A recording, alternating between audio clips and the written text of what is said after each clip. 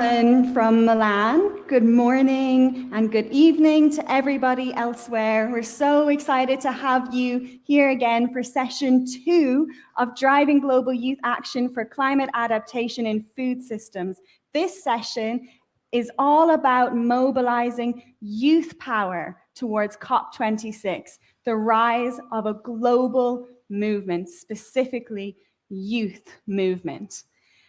Now, we're so excited to have you here today because this event in itself is actually youth-led and youth-initiated. We have had some incredible young people actually organize the event, Stephanie and Doris and Leanne from CGIAR, and we have some incredible youth panelists in our first session and also in this session today. So I'd like to introduce you first to a campaign that launched in May called Act for Food, Act for Change. And this campaign was born out of the idea that we really need a global youth-led movement to transform food systems, specifically in the year that we're in right now. We've just had the United Nations Food Systems Summit. We have COP26 coming up. Right now we're in pre-COP. We have the Youth COP coming up, and we also have Nutrition for Growth at the end of this year. And we have less than 9 harvests to change food systems and act on climate. So Act for Food, Act for Change is a pledge to galvanize food system transformation towards 2030. Right now, we have over 100,000 pledges from youth and allies of youth across the globe to act for people and act for planet.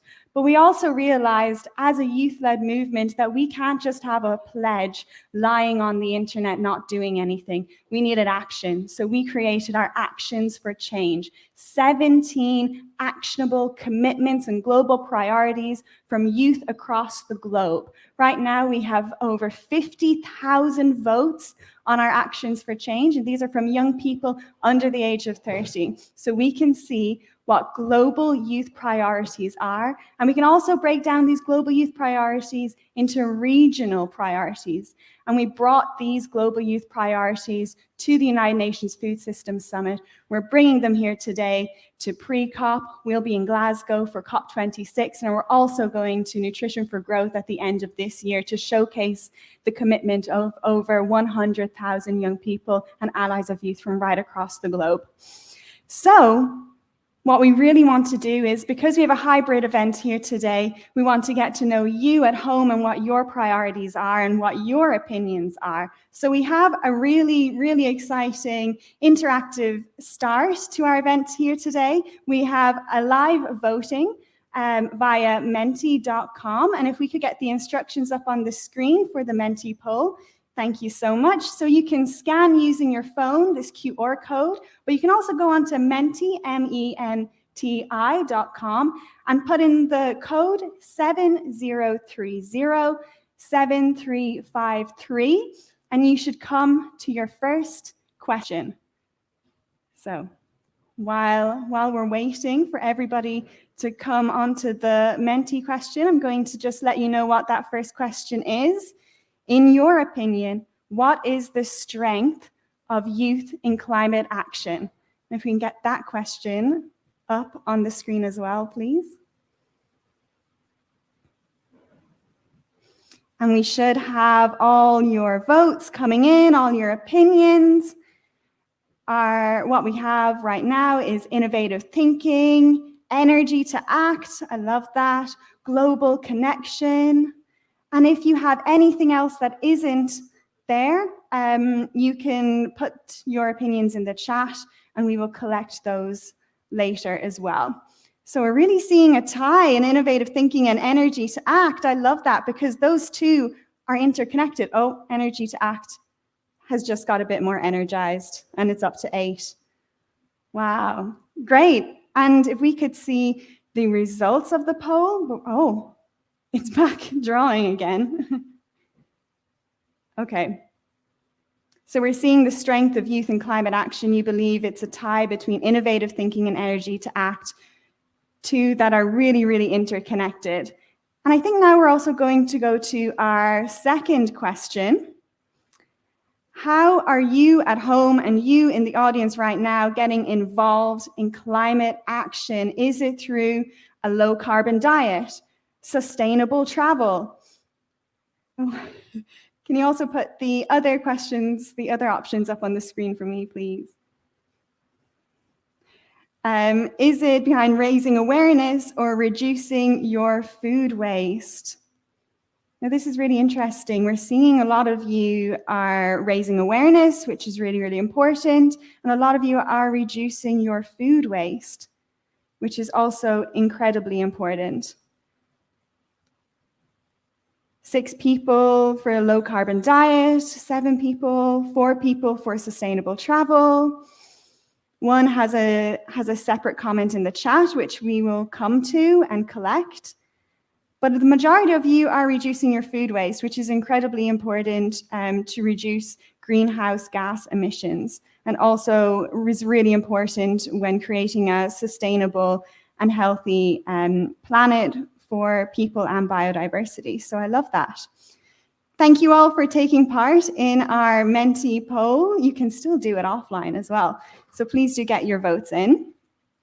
So talking about being dynamic, we have a really dynamic panel discussion here for you today about the essential role of youth in driving climate action in food systems. So I'd like to introduce our incredibly dynamic panel. So we have Lawrence Haddad, who is the Executive Director at the Global Alliance for Improved Nutrition. Hi, Lawrence. It's lovely to see you again. I think you're coming in from the UK, are you? That's right, Sophie. Brighton. Yep. Lovely to have you here today. We have our second speaker, Thomas Tikar from the Netherlands, I believe. Hi, Thomas. Hi, good afternoon. Good afternoon. You are a youth and gender advisor in food systems at Wageningen University and Research, which is a really interesting collaboration of 2 sectors, which I'm really excited to hear from you from. Our next speaker is Domakatsu Sekoto. I have Nono in brackets. I hope that's okay if I can call you Nono. It is great to have you here today. I think you're coming in from South Africa. Brilliant. And you are a commercial farmer, agriculturalist, and lead of African Leadership for Agribusiness Network. Wow, an incredible title. And our 4th speaker here today on this incredible panel is Frederica Mattellio from Italy. We're in Italy today, but you're in Rome. You're a project manager for the FAO. Welcome, Frederica. Hi, Sophie. Hi to everybody. So excited to start this panel off. So our first question is to Lawrence. Lawrence, what are future partnerships? What kind of future partnerships would you like to see form in order to help facilitate the transformation of food systems by young people? Thanks, Sophie. Well, I come from the nutrition world, and we're always trying to get people to form alliances with nutrition. When we're most successful, we go to where they are. So if it's someone in the climate space, we don't say, come to nutrition, it's great here. We go to where they are. And I think the art of persuasion and alliance building is an away game, if you like. It happens in the other person's space. So with that in mind, I think the kinds of partnerships I'd like to see are the ones where we take food systems to youth movements. So youth movements like the Guides, the Scouts, 4-H, especially in local chapters in the areas most affected by climate change and poor quality diets. There are other kinds of youth organizations to connect with, One Youth Ambassadors, Global Citizen, World Youth Alliance, Restless Development. These are more development youth movements, but maybe they don't think about food and climate as much as they should or could. So that's the first group. The second group is we need to take youth to food systems players. So the first one was take food systems to youth organizations.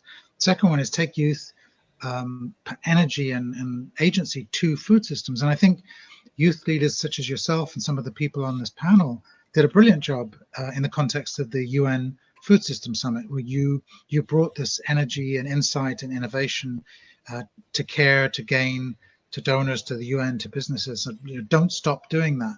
I think the third and my final one, Sophie, the most important partnership really is partnerships that independently empower youth. It still feels to me like youth are too dependent on others to support them and fund them. Organizations like CARE and GAIN and SUN. Where I've seen youth movements that have been really successful is they've partnered with foundations that have given them funding independently. The Young Feminist Fund, Frida, is very successful. They have institutional funders, and they also have a lot of individual donations. So this gives them a lot of power and agency and independence, and they don't have to be beholden to other organizations who are sort of saying, come and join us. They can just say, they can say, let me in. So I think that third group is really important. Back to you, Sophie.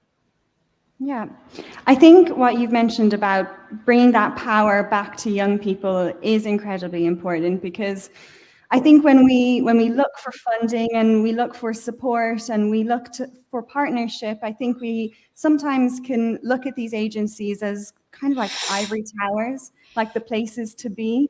And sometimes they're just not like that. I remember when I started out, when I was 14, being a food systems activist, I ended up in these big rooms and they weren't really where I wanted to be at all. But I felt like I needed to lean on some of those organizations to ensure that my ideas and my vision were pushed forward, and young people recognizing that the power is within themselves is an incredible act of individualism and agency that we do need to recognize. Talking about agency, Thomas, we're seeing a rise in global youth priorities and youth inclusion. What have you found are some of the priority action areas for youth inclusion in food systems transformation? Yeah, so thanks for that question. First off, one of the points that I think will probably ring true for many young people is to understand the diversity that one young person's needs and interests within the very broad definition that is food systems is not the same as another young person. And so if we break down, it's sort of a broad categorization that I use is along gender lines, along location. So thinking generally about urban versus rural, education, greater or lesser education, access to resources that includes credit, and as well as access to market information and support networks. And so those factors, I think, can really help when you break down this very diverse group that is called youth, not to mention also the difference between an 18-year-old versus a 30-year-old. And in many countries, that age range it encompasses youth. So I think a first one is actually to be able to zoom in to actually include youth based on what their specific needs and interests are. I work particularly in sub-Saharan Africa, and a lot of these issues are the barriers that they face, very much around entrepreneurship. I think there's a lot of focus around employment, and I think there should be more emphasis around what is generally referred to as self-employment, but I think entrepreneurship actually means something else, which is looking for income so that there's to involve them in their short-term needs. I think people with a higher education have a degree of opportunity, although they can be supported more. But those with higher barriers, such as lack of access to education or other types of resources, need more of a support structure. And I think that those key priority aspects are for public policy to be working at local context through local public services to be supporting youth to be involved. And I'm talking very practically about agriculture, but also in input services and value addition within the supply chain. I think those are key areas that especially the most excluded young people are the areas that they need support in. I know you mentioned diversity, gender lines, that big, broad youth that we're talking about 18 to 30-year-olds, and sometimes even younger than 18 as well. And Nono, when we talk about particularly young women, how do we ensure that the support that Thomas was talking about actually reaches marginalized farmers? And I'm going to add a second part to your question, if you don't mind. What kind of support do these people need? What do the support structures actually look like? Thanks, Sophie.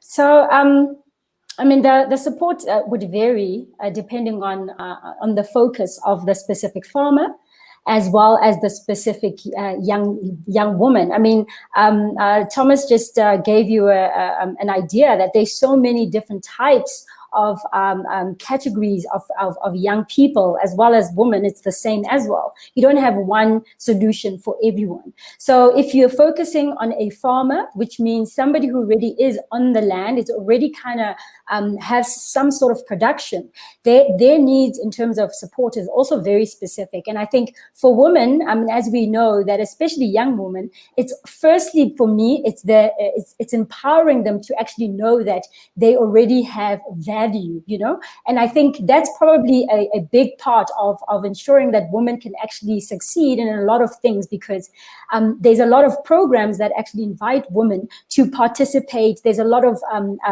networks that are focused to, you know, empower women. But until the woman herself feels empowered and feels that she has the opportunity to do what is kind of available to her, then I think to me that's the first thing that's still quite lacking around our communities at the moment. And I think in the way that would happen, it's kind of like in the work that I do with African Leadership Academy.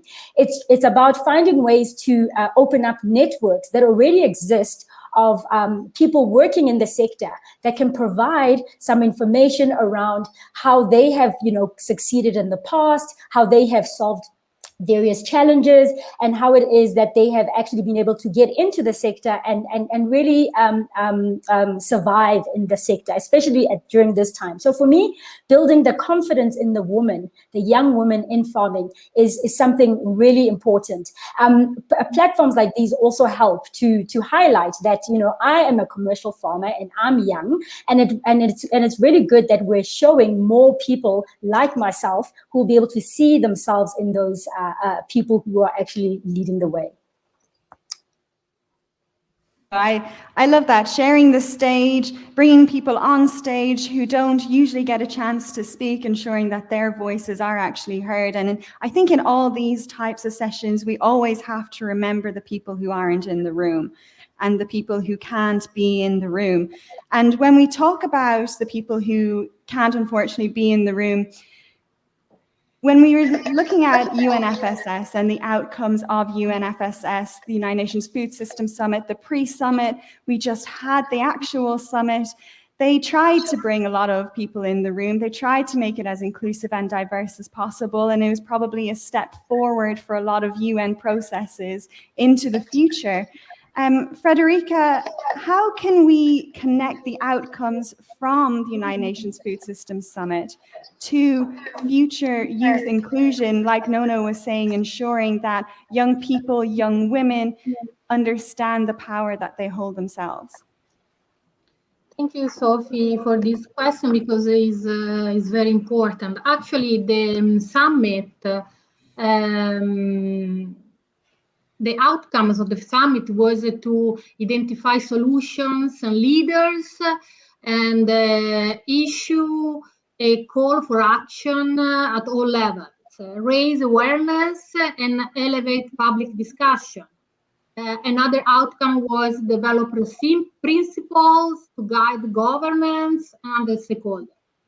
This cannot be done without the support of young people.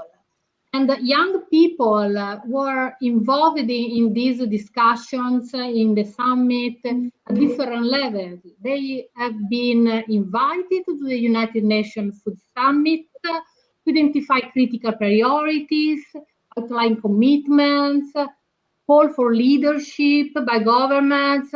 But we need to continue to involve young people to achieve an equitable and sustainable food system. we need to continue to increase the collaboration between young people in the existing food system and government, different stakeholders. We need also to increase youth engagement in decision-making platforms, and at all levels, giving them the leadership in all sectors. This can help not only young people to understand the system or to be awareness, to be empowered, but also can help governments, stakeholders, entities who have a different view. The view of young people can help on making different business. And one of the outcomes of the UNFSS was the creation of a system of follow-up and review to ensure that the summit's outcomes continue to drive new action and progress. But as I mentioned, this could be possible only if young people will participate as leaders in this system. But then we cannot stop only at the level of the global level. We need also to have the engagement of young people at the field level, in projects, in decision for strategies, at all levels. This will create new opportunities for young to reintegrate into agriculture with a new and better chance, I think. Youth opportunities, those spaces for youth engagement, and also remembering that young people can't do it all themselves, and young people remembering that these organizations, they need us.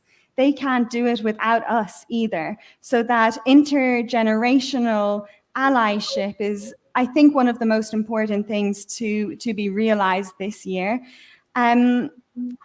We've heard a call to action from young people from the United Nations Food Systems Summit. We've heard their priorities, and we've heard that they want to be part of this system. And as we're going into COP26, Lawrence, what outcomes would you like to see from COP26 regarding commitment to youth engagement? And I'm also going to add a second part to this question for you. What would you like youth to do? What would you like youth to commit to? Thanks, Sophie. So I'd like to see two commitments coming out of COP26 around youth engagement.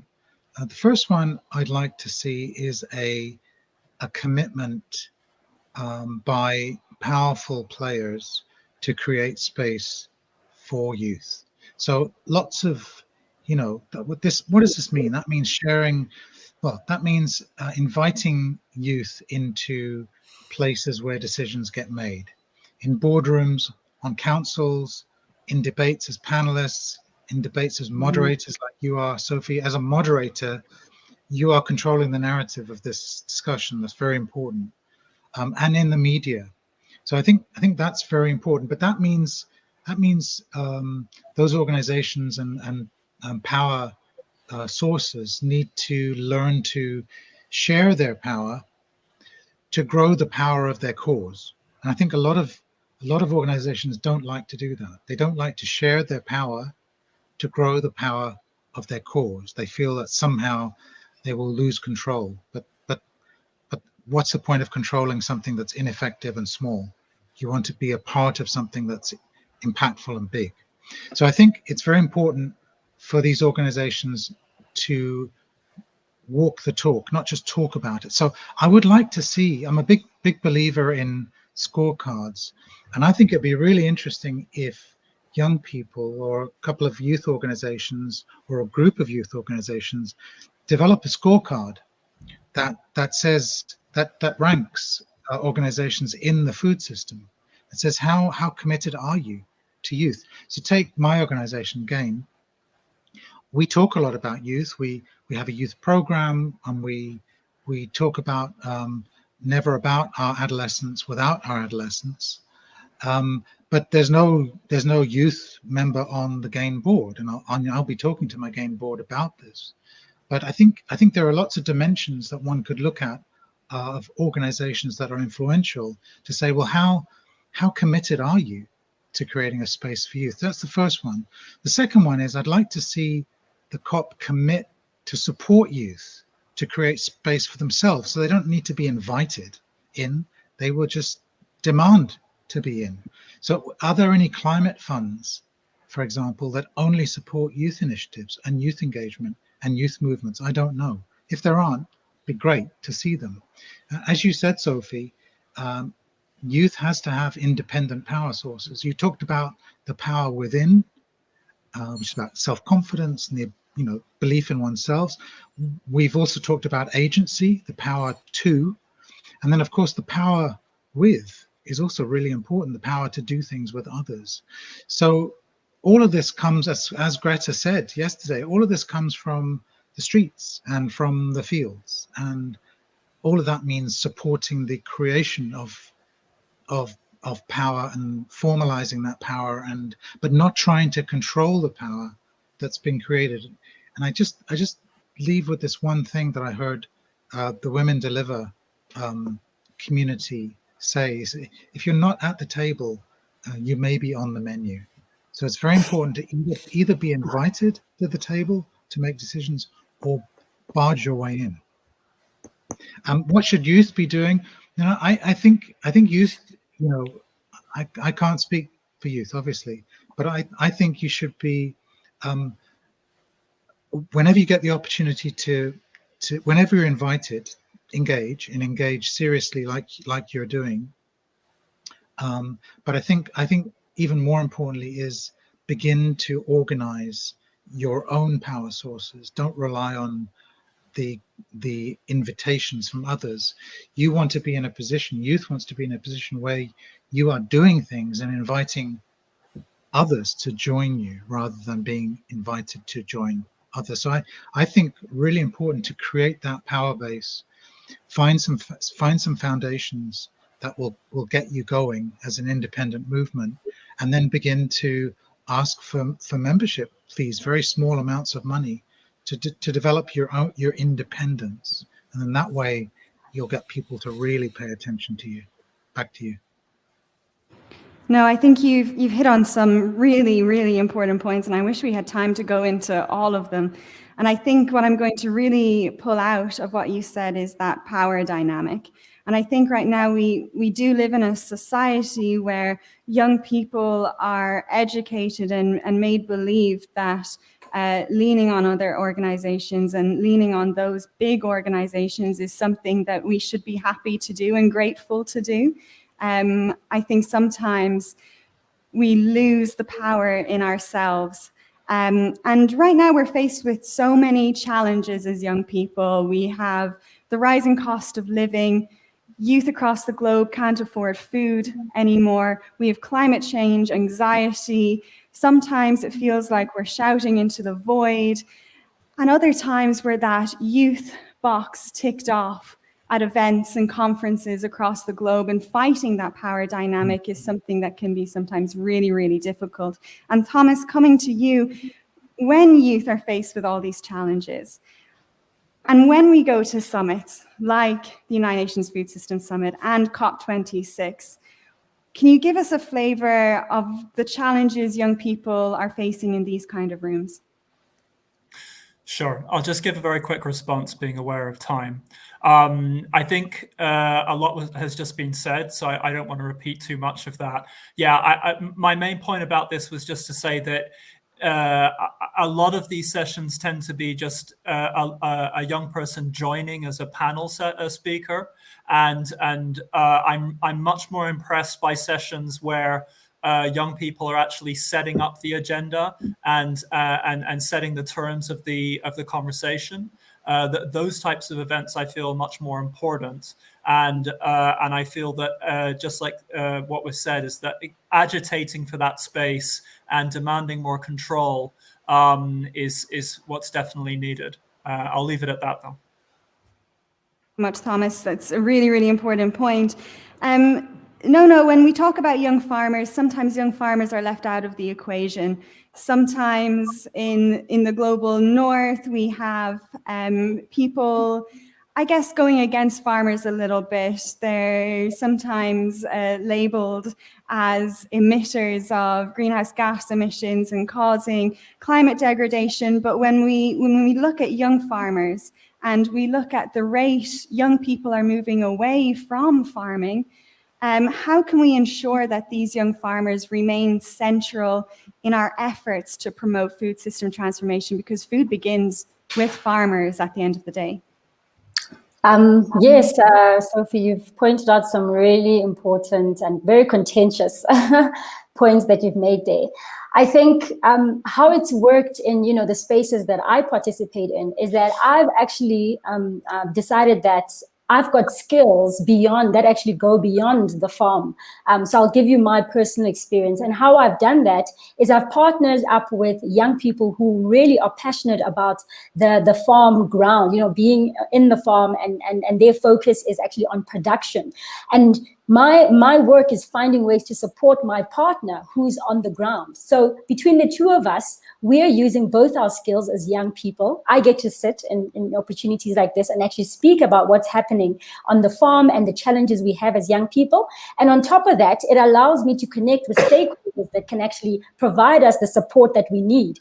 Because if my partner does not succeed on the farm, she will not remain there. And that's the beauty of understanding it for myself, is that had I not realized that if I can't make it work for myself, I won't be able to continue being in the farming space. But I do recognize the other skills that I have that can allow me to operate in the farming, you can say farming sector, to be also to provide value.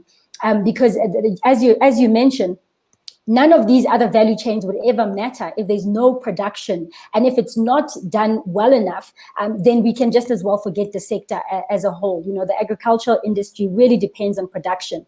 And so I think the other thing is also making the industries aware of that, is that if they're not supporting young people to really build strong and successful businesses right at the beginning of the value chain, then nothing else is going to happen along the value chain, because the rest of the value chain actually needs to attract everybody else from the sector. We need a variety of skills that come off the farm to be able to support the rest of the value chain. And for me, that's actually what I think, that's how young people can be supported to remain on farms. Definitely, no. Again, some incredible points coming from our panel, but specifically on partnership. Sometimes partnership is such an easy word to say, but a difficult act to do, especially when we talk about intergenerational partnership that Lawrence mentioned earlier. And Frederica, how do we address the adaptation gap when we're specifically talking about and concerning young people? Thanks, Sophie. I can identify three gaps to do it. The first one is in lack access to financial services. The second is insufficient access to knowledge, information, and education. And the last one is insufficient access to technology.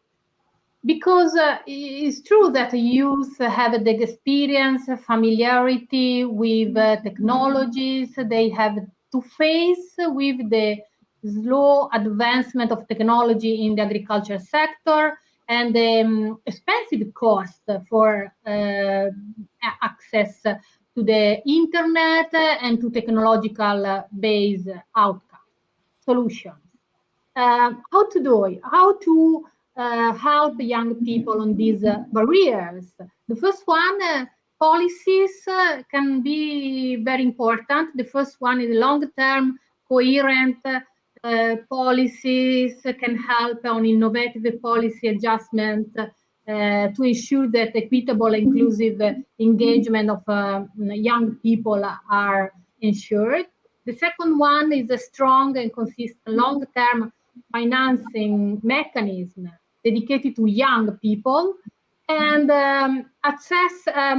accessibility of information services via for example, digital tools via radio, via email can be helpful.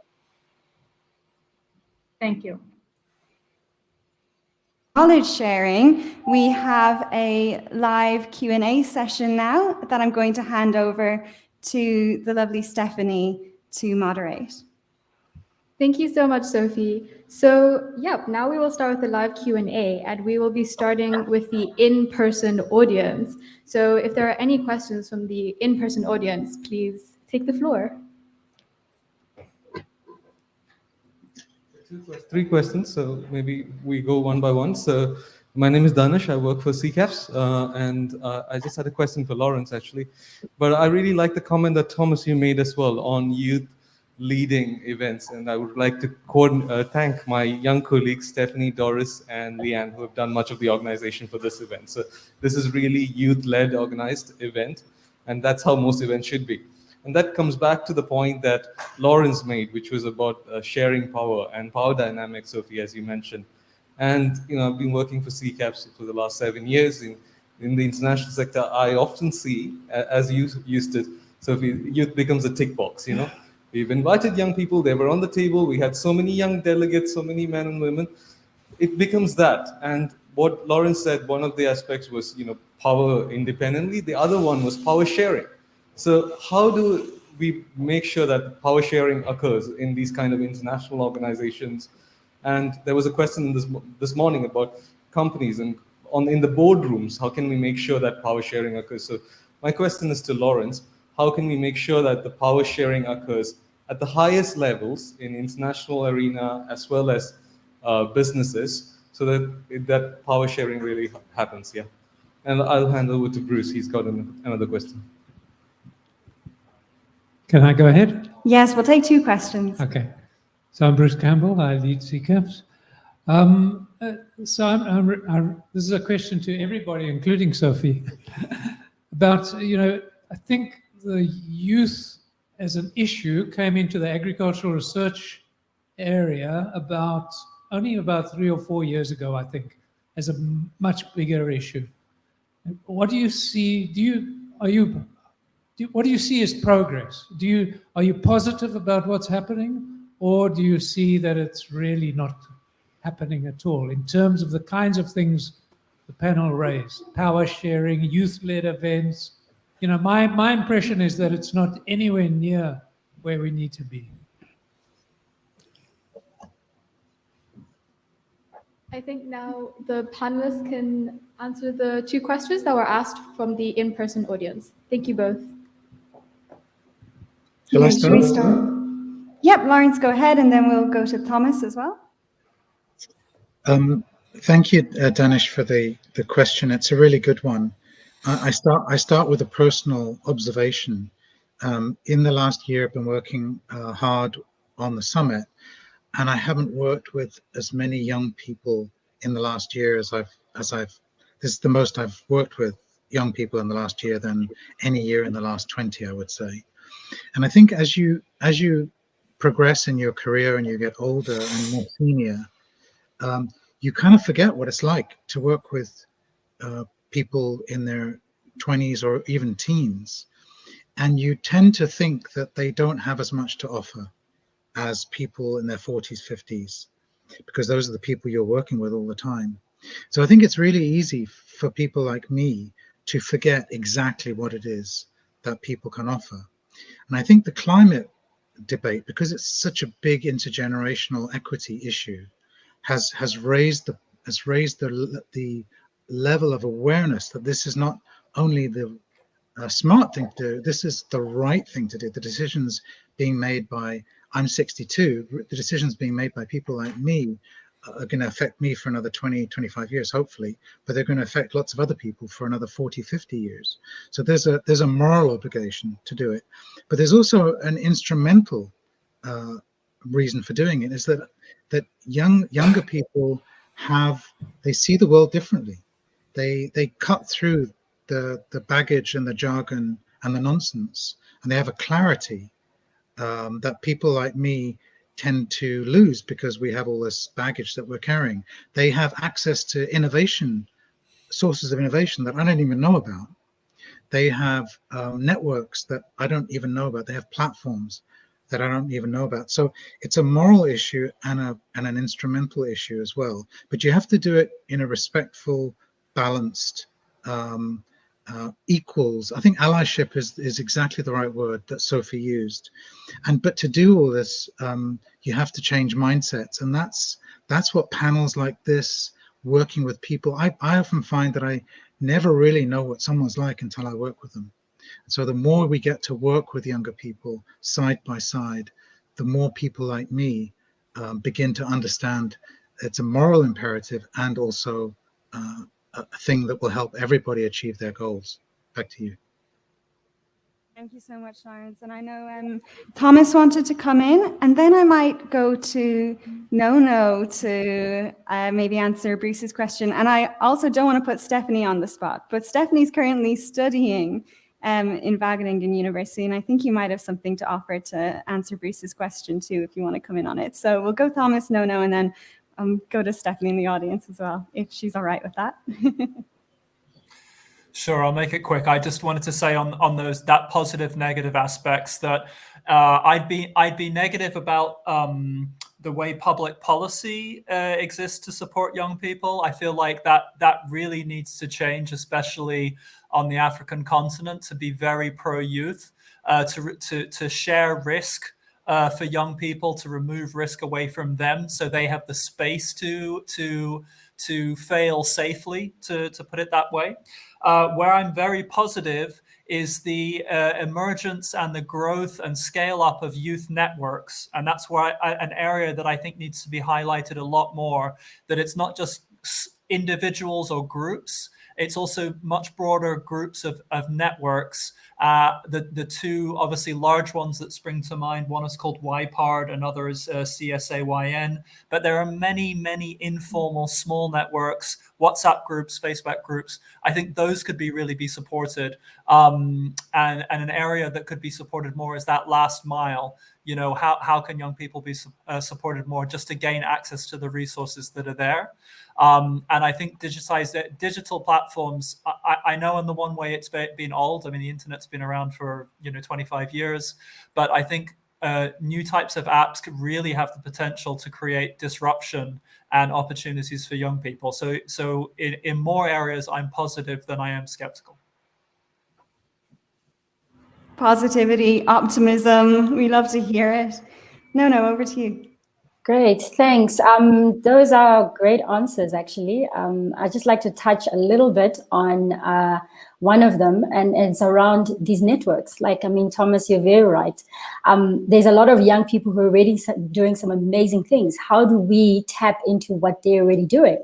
It's through the networks that we are organizing, similar to what I'm doing with AL for Agribusiness Network. And it's really finding ways to connect young people to each other. The other, just to go back on Bruce, hi Bruce, actually I wonder if you remember me. I was supposed to do some work with you a few years ago, so it's been great to see you. And to answer your question around if youth, participation is increasing, I've been in the sector for 10 years, and I can tell you it's definitely, it may not be where it should be, but it's definitely on an increase. I sit in forums like this a lot more, which means I'm invited to a lot more discussions. I am, my opinion is sought after as a young person, with organizations when they are doing planning, when they are trying to think differently, they invite us. And so the work I've also been doing with the network is finding ways to connect a lot of these young people to these various stakeholders who are dying to discover and think differently in the way they do things. And I think for me, that's kind of the same point that was made earlier, to say it's about changing mindsets and building relationships. That's the first point of call, because if a mighty CEO can be in a room and feel like they can have a discussion about anything that we're talking about in the sector with someone who's already just gone out of school. So for me, those are the platforms we're building to make sure that those discussions can be had in a way where people don't feel under pressure, and it's not about these outcomes that are looked for. You first need to make sure sure we're building relationships so that we understand each other and are actually open to suggestions when they do come. And yeah, so I think for me that's really important. And yes, Bruce, it is on the uptake. Putting together a conference next month for the AL for Agribusiness Network. Please find us on LinkedIn. And what's interesting about that, it took me forever to actually identify who am I going to get to sit on my panel, because I've got a lot of young people doing some amazing things across the continent. People make up, isn't it, over 50% of the youth population? So we're there in abundance and we're ready to act if we're not already acting. I know Federica wants to come in really quickly. We have under a minute left of this lovely Yeah, very panel. quickly, I want to be positive. I want to give a positive feeling in the audience. I'm more positive than negative because we are here.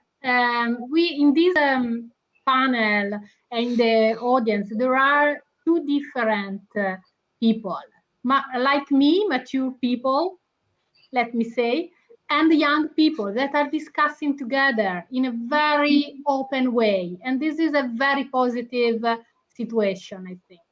We need to continue in this way.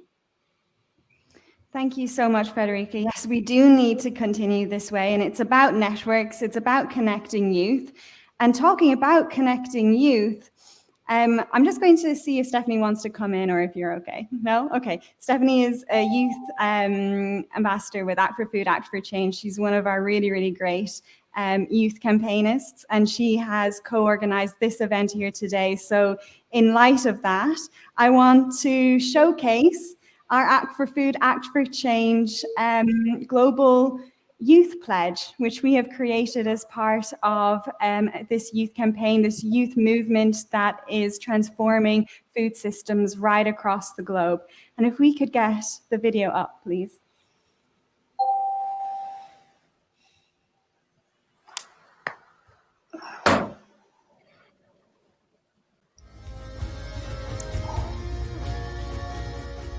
Hunger and malnutrition. Climate change. Unsafe food. Deforestation. Poverty. Soil erosion. Inequality. Human rights violations and abuses. Food systems adds to these problems. We are the future. The young. Generations. But our future is uncertain. Food. Environment. People. We're all connected. Our beautiful planet should nourish us. Food shouldn't kill us. Food doesn't have to cost the earth. Food can be a way to create. Not to destroy. To learn and to honor and to protect. Our past and our future. To build mutual respect. Fairness. Understand. Collaboration. We must act for food. And act for change. So we can have good food for all. We can pledge. We can act. We can change our world. Join the movement for better food systems.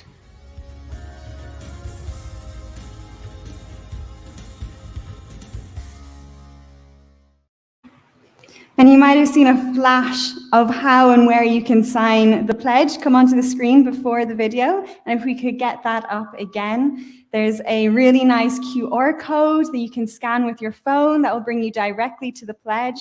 As I mentioned previously, we have over 100,000 pledges from young people and allies of youth from right across the globe on this pledge currently. But you can also follow the link, type the link into your browser, actionsforfood.org, and sign the pledge there. And don't forget, if you're under the age of 30, to also vote on your actions for change as we come to the end of 2030 and towards the end of the Sustainable Development Goals. And I would like to thank all our panelists for your contributions today and to our live audience for those incredible questions and discussions. And now I would like to introduce you to someone who is going to give a closing summary, a closing speech for us today, Katrina Graham, who is with us here in person, which is so nice. She is from the British Consulate General for Milan. So Katrina, please take the stage.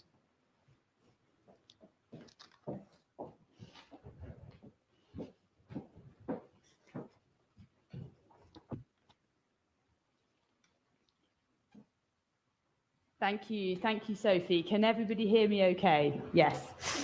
Well, wow, thank you so much. It's truly inspiring to hear from climate leaders from all over the world there. And I think this event today really brings home the importance of the voice of young people, really leading the way, really inspiring action, practical action that we need to take to secure our future. So I applaud CGIAR and their partners for that work to empower more young people to take this active role in delivering the solutions that we need to see to solve the problems that young people have inherited.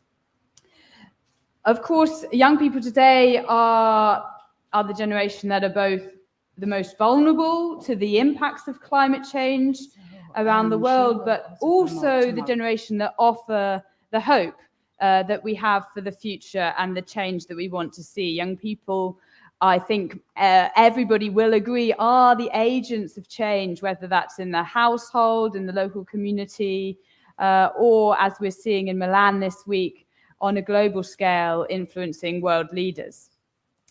And so it's clear that to transform global food systems, we also absolutely need this voice.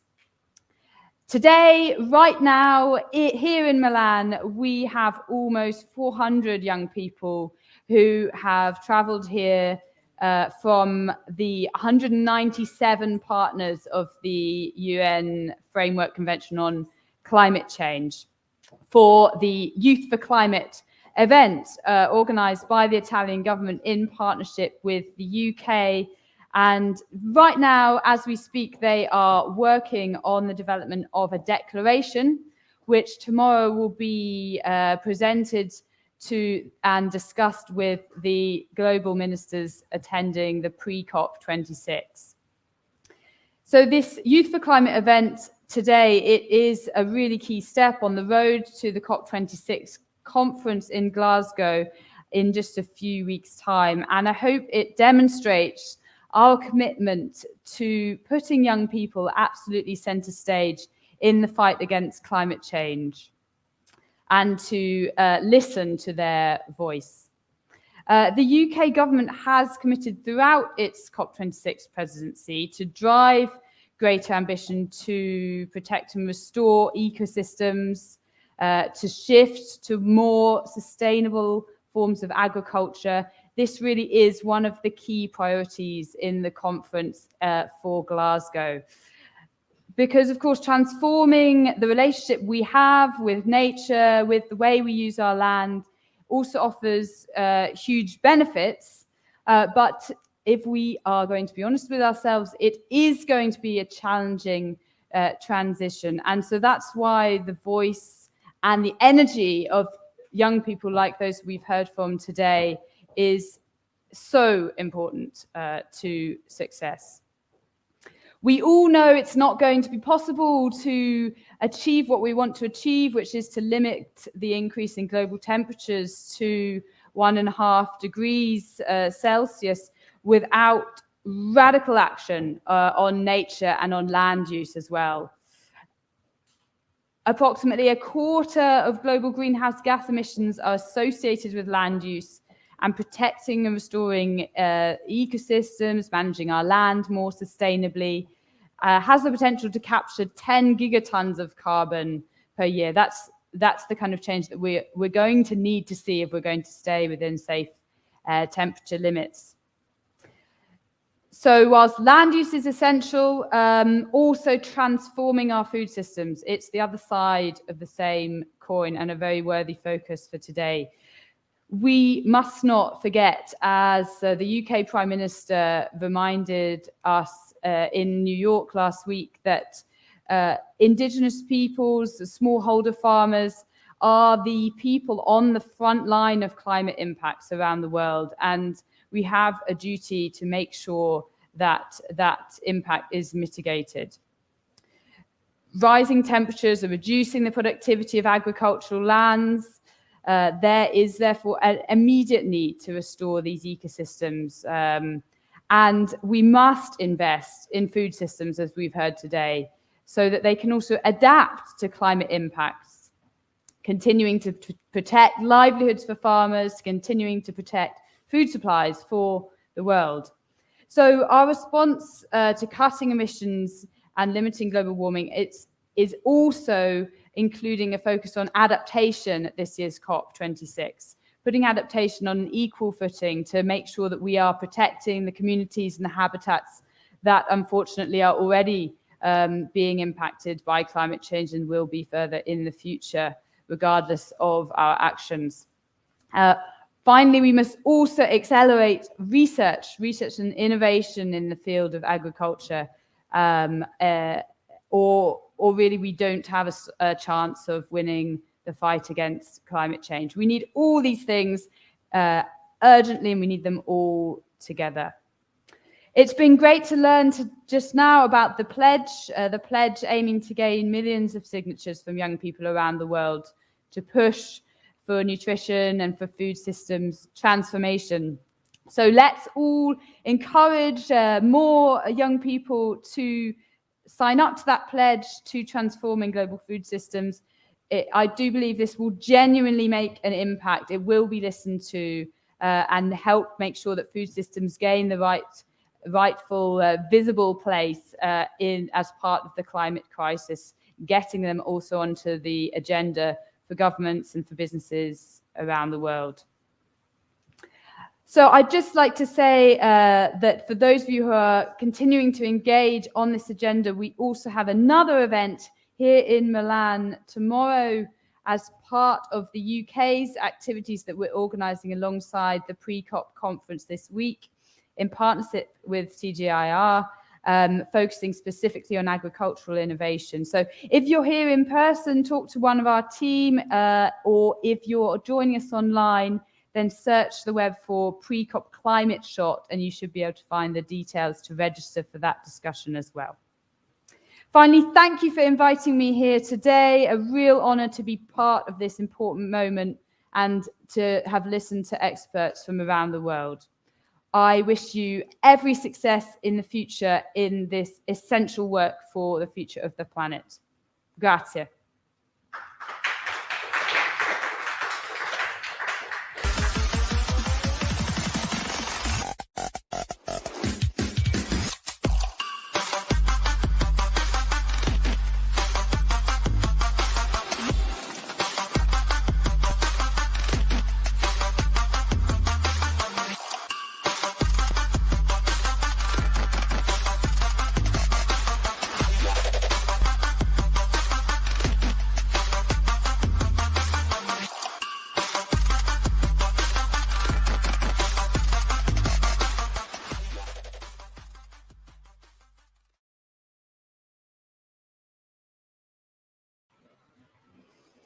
Thank you so much, Ms. Graham, for those really mobilizing and encouraging words. And it's always really, really important to hear from decision makers about your commitment to not only youth priorities, but also to climate action, especially in the year we're in.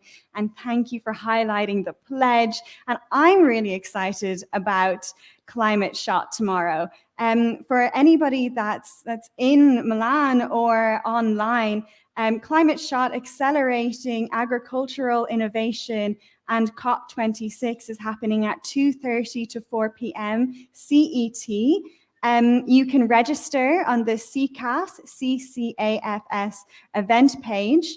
And yes, with that, hopefully we'll see you all again tomorrow online. And please remember the 3 big messages or small messages, small words, big messages that came from today: agency, partnership, and power.